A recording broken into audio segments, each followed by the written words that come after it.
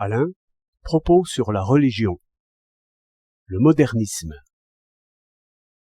Qu'il existe des croyants et qu'ils soient heureux, c'est évidemment une espèce de preuve en faveur de l'Église. Mais y a-t-il des croyants? Tout le monde me dit qu'il y en a. Je n'en ai jamais connu. Des pratiquants, oui, mais ce n'est pas la même chose. Pour savoir ce que c'est que la croyance, et s'il y a croyance, il faut causer à cœur ouvert avec le croyant. Mais presque tous sont comme des tombes. Est-ce par pudeur ou par hypocrisie? Ils se dérobent.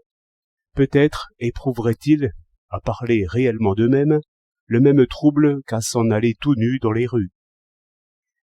Il n'est pas sûr non plus que le plus hardi descende jamais au fond de lui-même. Toujours est-il que j'ai en vain frappé aux portes. Elles sonnent comme de fausses portes derrière lesquelles il y aurait un mur.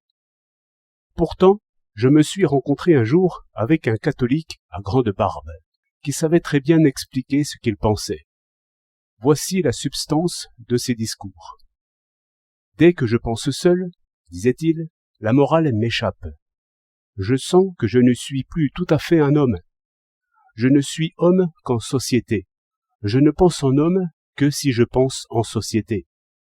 Je vais donc vers les autres, et il n'en manque pas, qui me cherchent comme je les cherche. Seulement, avec toute la sincérité possible, nous tombons bientôt dans la sophistique, car on trouve des raisons de douter de tout. Même lorsqu'on a mis l'adversaire en déroute, les traits qu'il a lancés ont laissé un venin dans la plaie. Je m'en vais mécontent d'eux et de moi. Je me sens plus seul que si j'étais seul quand je suis dans cette assemblée des disputeurs, que j'appelle Église du diable. Il faut des principes admis en commun, et qui soient comme des cadres pour penser et discuter. Cela est vrai pour les sciences aussi.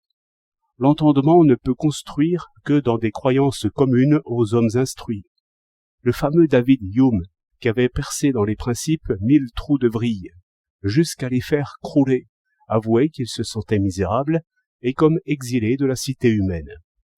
Eh bien, il en est de même pour la morale.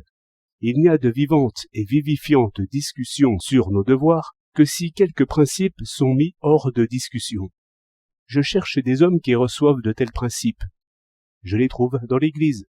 Les dogmes de l'Église ne peuvent pas plus être prouvés que les principes des sciences ne peuvent l'être. Je sais seulement qu'ils me sont nécessaires pour penser.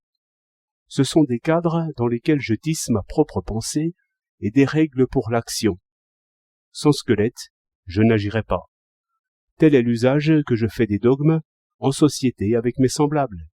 Demander s'ils sont vrais ou faux, c'est faire une question qui n'a pas de sens. Je dirais qu'ils sont utiles, en ce qu'ils m'aident à être pleinement homme et à développer le meilleur de ma nature. Ainsi parlait ce catholique. Je me disais en l'écoutant, il n'est pas catholique. L'Église ne veut pas que ces dogmes soient dits utiles.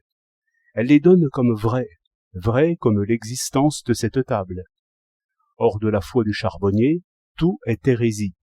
Aussi bien, mon moderniste, car c'en est un, vient d'être condamné à Rome. On voit qu'il y a plus de subtilité dans le catholicisme qu'on ne croirait, et que, si l'on part en guerre contre le dogmatisme, on risque de passer au-dessus d'une assurance d'esprit très bien composée. Le pape n'exige pas des modernistes qu'ils démontrent Dieu par la raison. Ils doivent seulement déclarer que l'existence de Dieu est démontrable par la raison.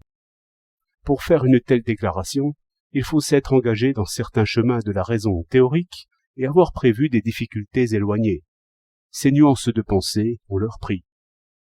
18 août 1908.